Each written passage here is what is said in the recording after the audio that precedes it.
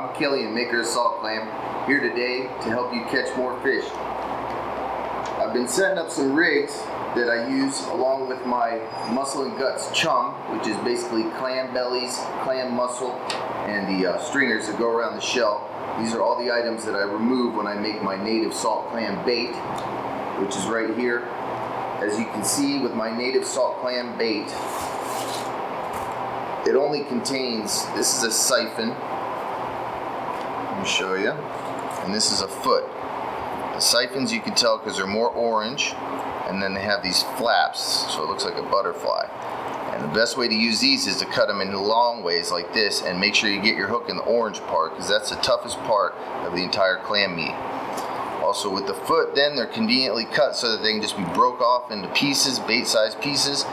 This is what I would use for pompano right here, along with a piece of fish bite, something like this maybe, depending on what you're going for. But I don't use large pieces of bait unless I'm offshore fishing or something.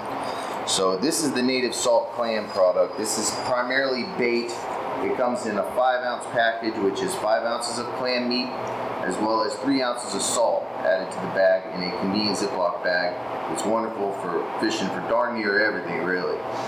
Check out our Facebook group, Native Salt Clam Bait Users, please, and you can see what our customers have been catching recently on salt clam. It's very exciting.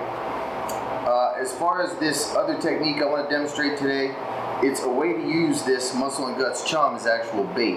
One of the downfalls of clam bellies is that they are very soft, no matter how much you salt them, and these have been salted. So even with that being the case, they're still soft, so they don't stay on the hook. That's why they're primarily chum. But for bait, they're excellent because they smell terrific, and the clam belly, I think, is the best smelling part of a clam to a fish, I would imagine, because it's the grossest. So anyways, I put it inside a piece of cheesecloth. I dyed this cheesecloth fuchsia with RIT dye, which I purchased at Walmart. Very simple, follow the directions on the bag or on the bottle. And then I cut it up carefully and just made little squares of it. Doesn't take long. I take my chum, put it right in the center of my square cheesecloth, ball it up like this, give it a twist. If I plan on using this later, then I can just go like this and place it in a Ziploc. And I can put as many as I can fit in a Ziploc like this, and then just pull them out when I'm fishing and have my next bait to put on the hook. Then when I have this bait, the way that I hook it, and I'm using a 7/0 hook, which is a large hook, and a large ball of bait for demonstration. They can be quite a bit smaller than this. They can be custom trimmed. I take the hook and I put it right through the start of the twisty part, being careful not to hook myself. Now it's attached firmly, and then I just put it back through the bait a little, like that. And then trim it.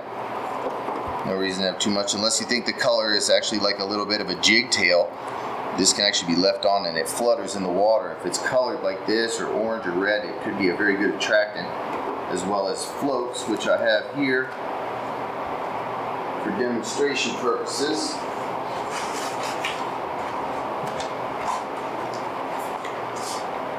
These type of floats can be also used on the rigs or chartreuse.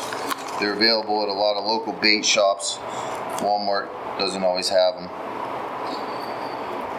So here it is, and this is a piece of raggedy old clam belly, mushy as heck, and now I have it staying on the hook, completely exposed, a delicious morsel of bait with just a little piece of cheesecloth. It's environmentally sensitive, it's just cotton, doesn't hurt the fish, doesn't hurt anybody, actually helps to hook the fish even.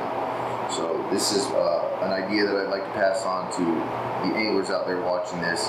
Here's a good way to catch stripers and to use a high dollar premium bait product for a low price, because that's what this is. This is salt clam guts.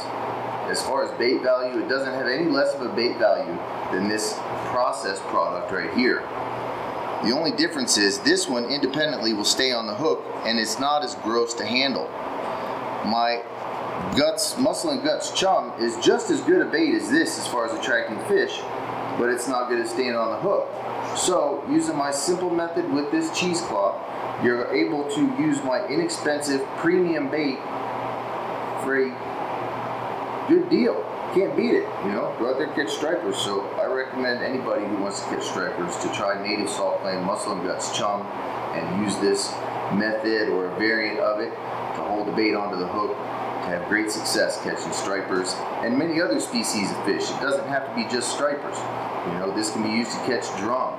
This can be used to catch redfish, which is also another type of, you know, black drum, red drum, they both like this presentation. Offshore, trigger fishing, snapper fishing. You want to use some really good bait and keep it on the hook. A good way to do it is with this cheesecloth method. So I want to thank everybody for watching this segment of it, and I want to demonstrate really quick. This is a rig that I use typically if I were going to use my muscle and guts chum as bait with the cheesecloth method. And let's say I'm going for 5-pound stripers, schoolies, you know, 3. This is a uni knot only onto a 3-ounce bank sinker.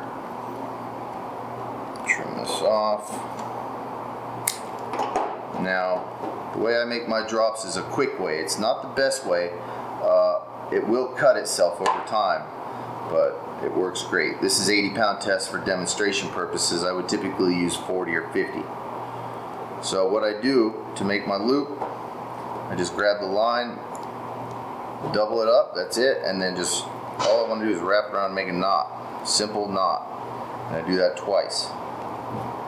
Pull it tight, get a good sized loop, that's it. Set it, pull it and set it, and that's a loop. So I like a double loop rig. We call them chicken rigs down here. I've heard them called paternoster rigs. I'm sure that there are many names for this. Very simple and effective bait presentation.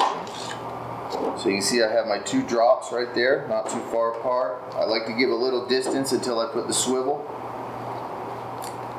Since this is a 4-aught rig, I don't even know if I can get the 4-aughts on these actual right here. But I would use a small swivel this size. You know, not too big. I have this larger swivel here, which I would use on an 80-pound rig. These are stainless steel barrel swivels that have been painted black, anodized. It's the only kind I really use. And then to put the swivel on is just another uni knot. And when using a heavy line like 80-pound test, you only have to do 4 loops on a uni, really. Otherwise, lighter leader is 5. So there's the rig right there. And then for an enticer, always can put on a float of some sort. Fish seems to like the color and the motion it gives. And then, like I said, since I made the mistake of using the 80-pound line again, I'm just going to put a 7-aught again, because the 4-aught hooks will not fit on double 80, that's for sure.